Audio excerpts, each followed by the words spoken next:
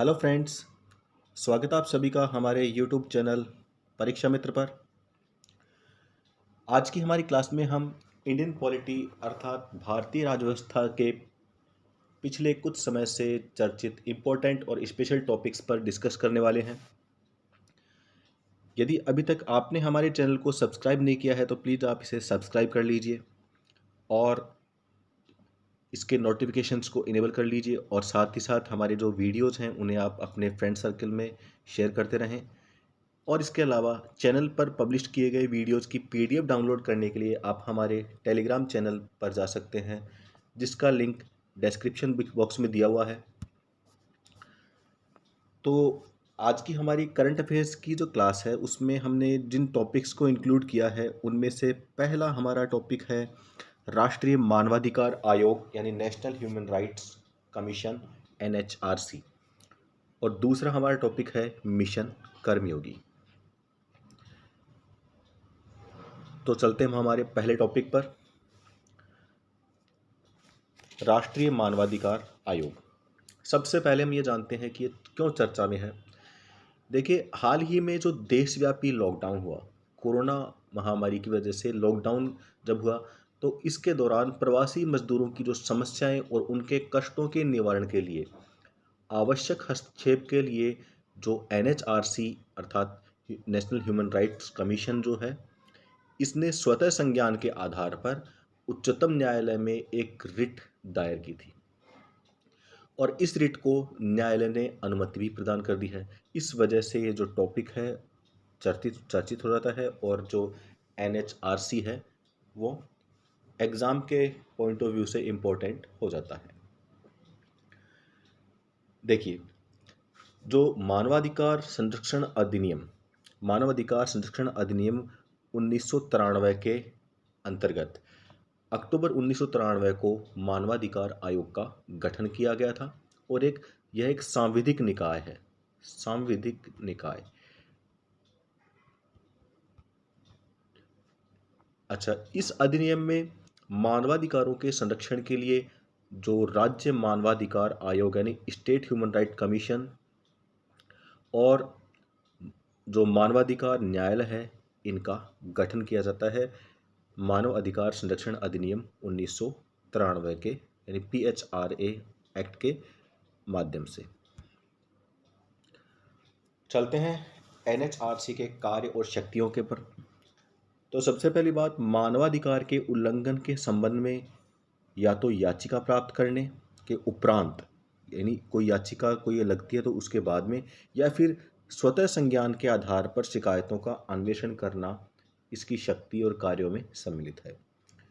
साथ ही 1 वर्ष के भीतर गठित मानवाधिकारों का जो उल्लंघन है उससे संबंधित जितने भी मामले हैं उनकी सुनवाई इस आयोग के माध्यम से की जाती है, इस आयोग में की जाती है।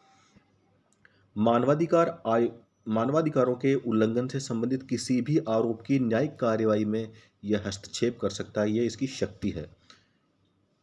इसके अलावा कैदियों के रहने की दशाओं को देखने के लिए राज्य सरकार के नियंत्रण में किसी भी बंदी गृह या किसी अन्य संस्थान का दौरा कर सकता है और उससे संबंधित अनुशंसाएं कर सकता है कि उसमें जो सुरक्षा है, उनकी सुविधाएं हैं, उसके किस प्रकार के व्यवस्थाएं की गई हैं इनके लिए और क्या होनी चाहिए, इनकी अनुशंसाएं मानवाधिकार आयोग दे सकता है।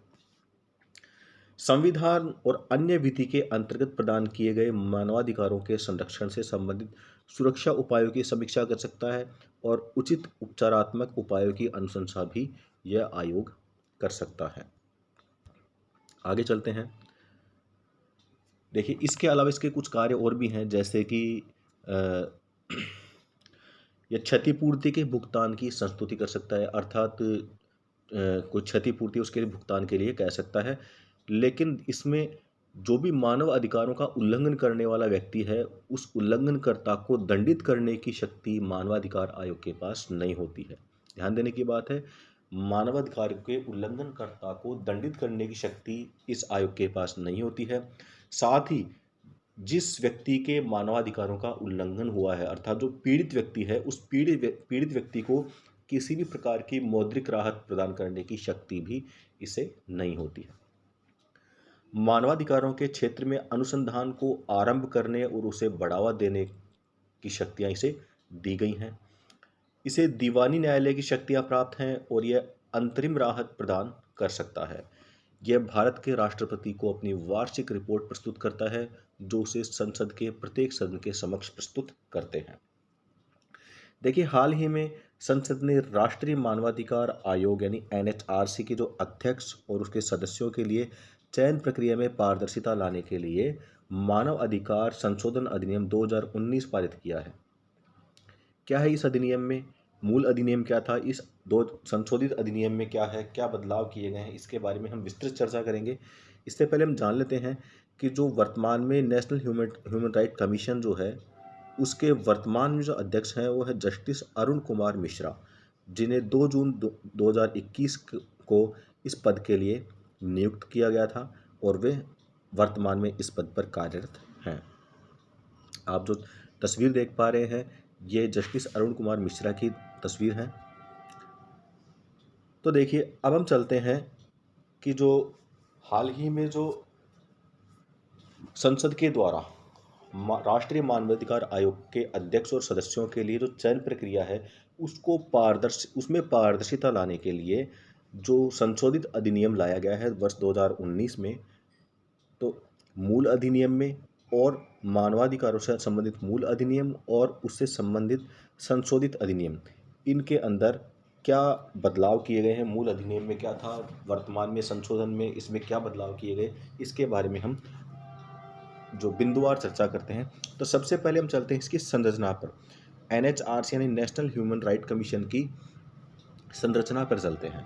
तो देखिए, मूल अधिनियम में क्या प्रावधान था कि एनएचआरसी का अध्यक्ष उस व्यक्ति को नियुक्त किया जाता है अध्यक्ष के रूप में जो कि उच्चतम न्यायालय का मुख्य न्यायाधीश रहा हो। यह शर्त थी, यह इसकी योग्यता के अंदर आता है कि मानवाधिकार आयोग के अध्यक्ष के रूप में केवल उच्चतम न्यायालय के मुख्य न्यायाधीश को नियुक्त किया जा सकता था। लेकिन अब क्या किया गया है? अब संशोधन इस प्रकार से कर दिया गया है कि इसमें मुख्य न्यायाधीश की जो अनिवार्यता थी उसे समाप्त किया गया है। अर्थात मुख्य न्यायाधीश के अलावा अन्य न्यायाधीश, उच्चतम न्यायालय के अन्य किसी न्यायाधीश को भी एनएचआरसी के अध्यक्ष के रूप में नियुक्ति दी जा सकती है, उसके लिए पात्र होता है। दूसरी बात, पहले क्या था, मूल अधिनियम में यह प्रावधान किया गया था कि इस नेशनल ह्यूमन राइट्स कमीशन के अंदर जो सदस्य हैं उनमें 2 ऐसे व्यक्तियों की नियुक्ति का प्रावधान किया गया था जो कि मानव अधिकारों से संबंधित विषयों का ज्ञान या उससे संबंधित व्यावहारिक अनुभव रखते हों। अब इसमें संशोधन क्या किया गया है? इसमें यह बताया गया कि अब 2 की जगह उन सदस्यों की संख्या को कर दिया गया है 3, यानी 3 सदस्यों को इसमें नियुक्त किया जा सकता है और इनमें भी कम से कम एक सदस्य का महिला सदस्य होना आवश्यक है, यानी कम से कम एक महिला सदस्य उसमें उन तीनों में से होनी ही चाहिए। ये इसमें अनिवार्यता की गई है, जो इसको और अधिक बेहतर अधिनियम के तौर पर स्थापित करते हैं। इसके अलावा इस अधिनियम के जो वर्ष 1993 में जो मूल अधिनियम पारित किया गया था, उसमें उसके तहत विभिन्न आयोग जैसे कि राष्ट्रीय अनुसूचित जाति आयोग, राष्ट्रीय अनुसूचित जनजाति आयोग, राष्ट्रीय अल्पसंख्यक आयोग और राष्ट्रीय महिला आयोग, ये जो आयोग हैं, विभिन्न भिन्न आयोग, उनके अध्यक्षों को पदेन सदस्य के रूप में इसमें एनएचआरसी में स्थान दिया जाता था। लेकिन अब क्या किया गया, इसमें परिवर्तन जो किया गया है, जो वर्ष 2019 के अंदर संशोधित अधिनियम था, इसमें क्या किया गया है कि राष्ट्रीय पिछड़ा वर्ग आयोग और राष्ट्रीय बाल अधिकार संरक्षण आयोग के जो अध्यक्ष और इसके अलावा दिव्यांगजनों के लिए जो मुख्य आयुक्त हैं, इन्हें नेशनल ह्यूमन राइट्स कमीशन के पदेन सदस्य के रूप में शामिल करने का प्रावधान किया गया है। अब हम बात करते हैं राज्य मानवाधिकार आयोग यानी स्टेट ह्यूमन राइट्स कमीशन के अध्यक्ष के बारे में। तो जो मूल अधिनियम था उसमें यह प्रावधान किया गया था कि जो स्टेट ह्यूमन राइट्स कमीशन के अध्यक्ष के रूप में ऐसे किसी व्यक्ति को नियुक्त किया जा सकता है, वह व्यक्ति इसके लिए जो एलिजिबल होगा जो किसी उच्च न्यायालय का मुख्य न्यायाधीश रहा हो। ध्यान देने की बात है, पहले अनिवार्यता थी कि किसी उच्च न्यायालय का मुख्य न्यायाधीश होना आवश्यक था, लेकिन अब जो नया जो संशोधन किया गया है, नया अधिनियम जो पारित किया गया है इसमें संशोधित, इसमें क्या किया गया है कि इसमें उच्चतम न्यायालय के मुख्य न्यायाधीश के अलावा किसी अन्य न्यायाधीश को भी, जो उच्च न्यायालय का अन्य न्यायाधीश है, उसे भी स्टेट ह्यूमन राइट कमीशन यानी राज्य मानवाधिकार आयोग का अध्यक्ष नियुक्त किया जा सकता है, उसके लिए वह पात्र माना जाएगा।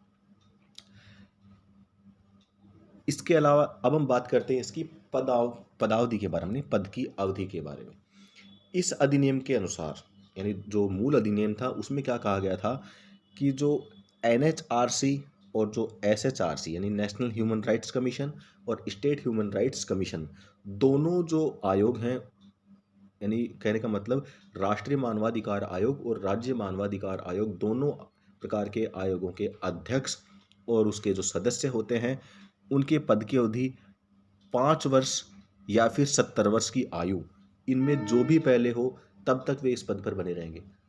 अर्थात या तो उसके 5 जो सदस्य हैं उसके पद की अवधि 5 वर्ष की अवधि वह पूरी कर चुका हो, या फिर उसकी आयु जो है वो 70 वर्ष की हो चुकी हो। इनमें से जो भी टर्म पहले आ जाएगी तब तक वह अपने पद पर रहेंगे। लेकिन अब जो नया संशोधित अधिनियम 2019 में पारित किया गया, उसमें इसे जो 5 वर्ष की अवधि थी, इस पदावधि को घटा करके 3 वर्ष कर दिया गया है, और जो अधिकतम आयु जो सीमा है उसे 70 वर्ष ही रखा गया है। अर्थात 3 वर्ष या 70 वर्ष की आयु तक जो भी पहले हो तब तक वह अपने पद पर बने रहेंगे।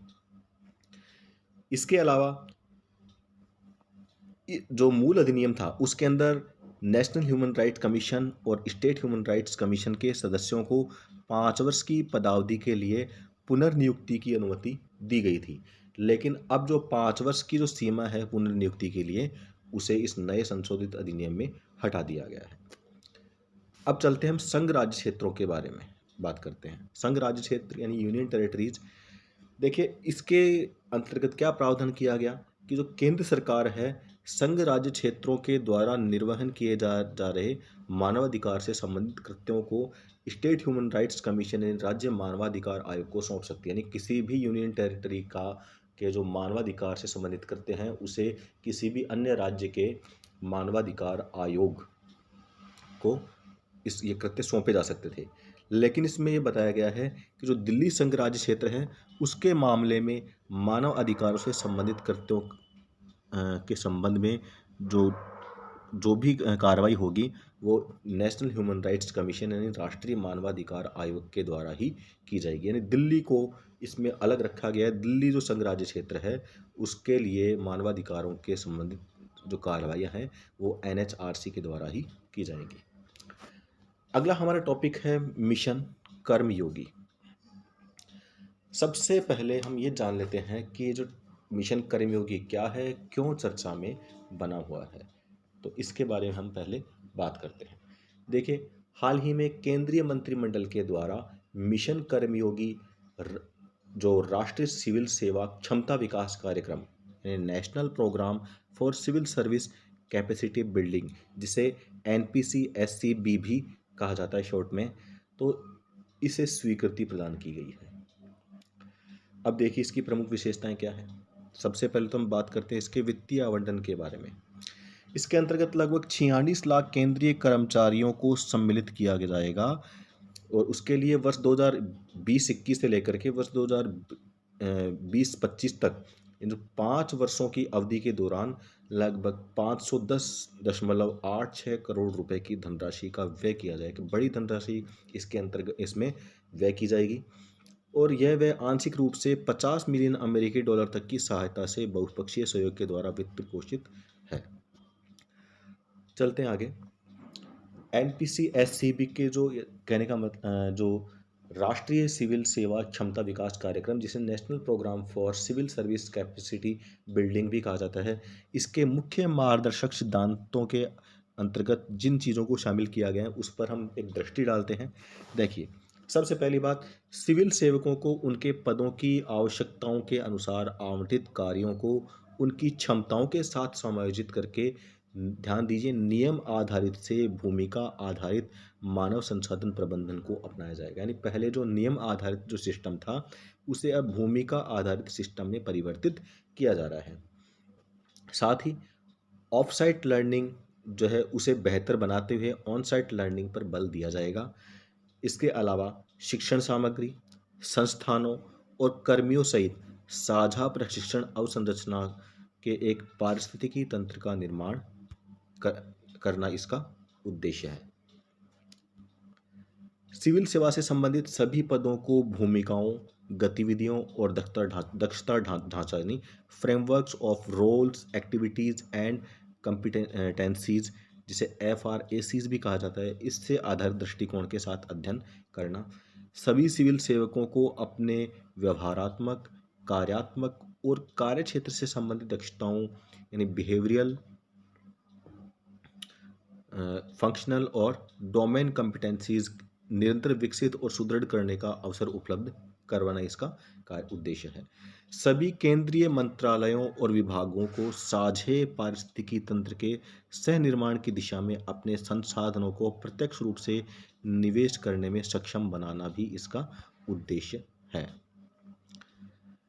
सार्वजनिक प्रशिक्षण संस्थान, विश्वविद्यालयों आदि सहित सीखने की प्रक्रिया संबंधित सर्वोत्तम विषय वस्तु के निर्माताओं के साथ साझेदारी करना और इस कार्यक्रम को एकीकृत सरकारी ऑनलाइन प्रशिक्षण आईगॉट कर्मयोगी प्लेटफॉर्म यानी की स्थापना के द्वारा कार्यान्वित किया जाएगा। यह क्षमता निर्माण के लिए व्यवस्थित और डिजिटल ई लर्निंग सामग्री भी उपलब्ध करवाएगा। क्षमता विकास के अतिरिक्त सेवा मामले, जैसे कि जो प्रोबेशन पीरियड होता है उसके बाद में पुष्टिकरण, स्थायीकरण, तैनाती, कार्य निर्धारण और रिक्तियों की अधिसूचना, इन सभी को आखिरकार प्रस्तावित दक्षता या योग्यता संरचना के साथ इंटीग्रेटेड कर दिया जाएगा। आईकोट कर्मयोगी मंच के सभी उपयोगकर्ताओं को प्रदर्शन मूल्यांकन के लिए एक उपयुक्त निगरानी और मूल्यांकन ढांचा भी निर्धारित किया जाएगा, ताकि मुख्य प्रदर्शन संकेतक यानी की परफॉर्मेंस इंडिकेटर्स हैं, उनका डैशबोर्ड अवलोकन तैयार किया जा सके। तो ये थे इसके जो सिद्धांत और इसके जो उद्देश्य। अब हम चलते हैं इसके संस्थागत संरचना पर। तो देखिए, प्रधानमंत्री की अध्यक्षता में सिविल सेवा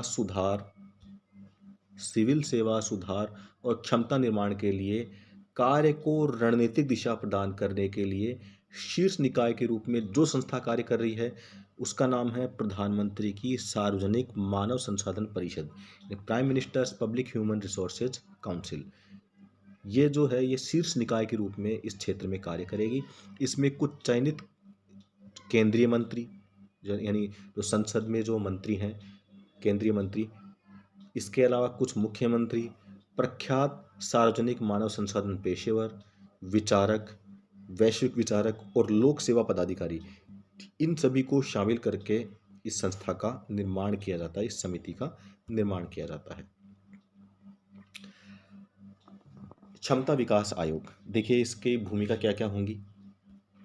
वार्षिक क्षमता निर्माण योजनाओं का अनुमोदन करने में प्रधानमंत्री की सार्वजनिक मानव संसाधन परिषद की सहायता करना और हितधारक विभागों के साथ योजनाओं के क्रियान्वयन का समन्वय और पर्यवेक्षण करना, इसकी जो भूमिका, इस भूमिका में कार्य करेगा।